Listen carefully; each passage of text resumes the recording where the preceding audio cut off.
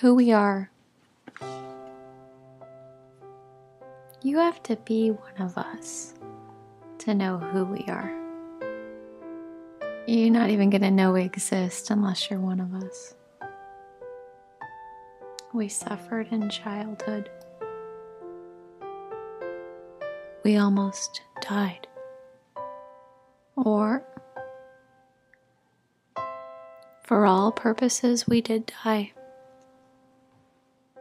Monsters took over our hands and our money when we were being killed by monsters.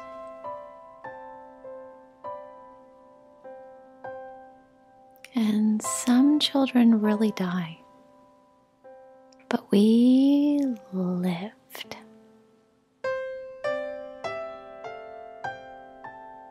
And we were granted special powers for it. We know not everyone lives, and how precious surviving is not lost on us. We're adamant survivors, compulsive survivors. The time that we lose that was meant for attending to practical things like, I don't know, fixing my headphones or cleaning the cat box. The time we lose for the practical things is sometimes lost forever on our endless television of eating. But a few sparse moments are also spent holding candles for the children who didn't live. And that's one way to know us as the candle holders. We look straight into bright lights. And when we get together for a practical thing like dinner, we're the table that's most apt to help an ant.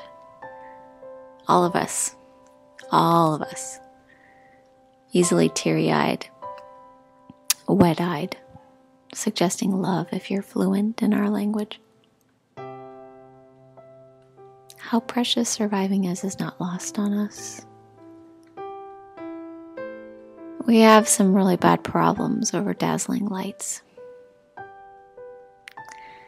And because we don't get drunk, we've chosen reality by default. And because reality is raw, and because we look straight into bright lights when we get together, we walk into things like, two lovers that are on a filleted sleeping bag down at the lake. Whoa! Entangled. We get hypnotized really easily. We store things up like this. We start looking for a union anywhere. That hurts. We have an acute need for divinity, more than most people, and so we move really fast. We trade in happiness for medication. We trade in happiness for medicine any chance we get. Until we get each other. When we get each other, worlds are restored to us. We see things like units, like a car, or an insulated squeaky stroller, one baby, one duck, bottom up, head down in the silent water, and we know completely, if not now, someday my humanity will be restored. We're the lucky few humans who will ever glimpse their unconscious. And the even luckier lucky ones, because just to live it all, we're going to have certainty that it's real, even though it's invisible. And at first, we're going to try to tell outsiders, hey, you have an unconscious. But we're going to give that up soon too.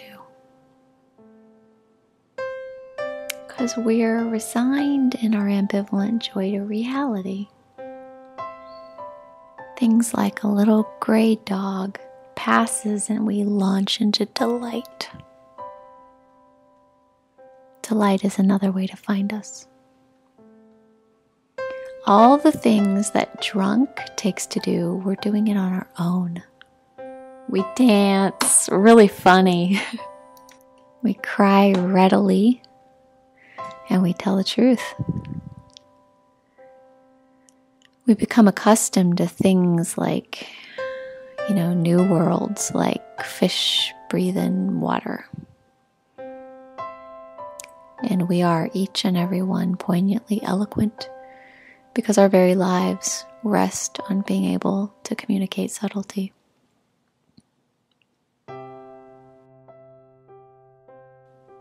But we might just be the best equipped humans, even though we're too intelligent about humility to say things like that, not because we're better, but because we've heard that it hurts to get lost in saying big fancy stuff, and we've hurt a lot, so we talk carefully.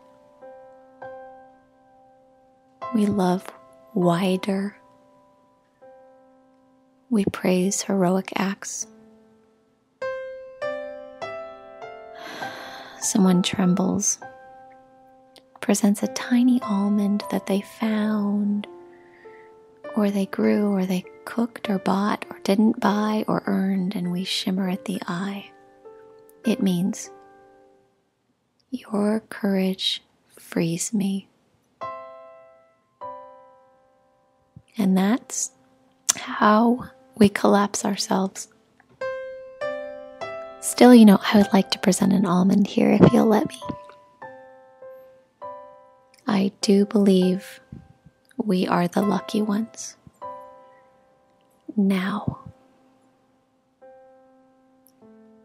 that it's over and we are alive.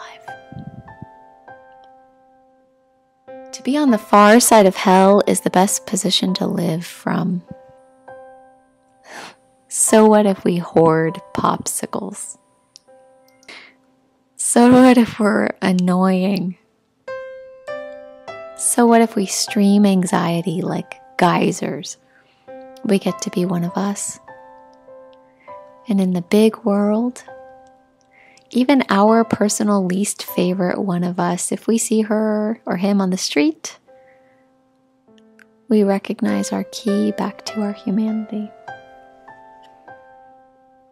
It saves our life. And we can pick ourselves out of the big world and secretly help it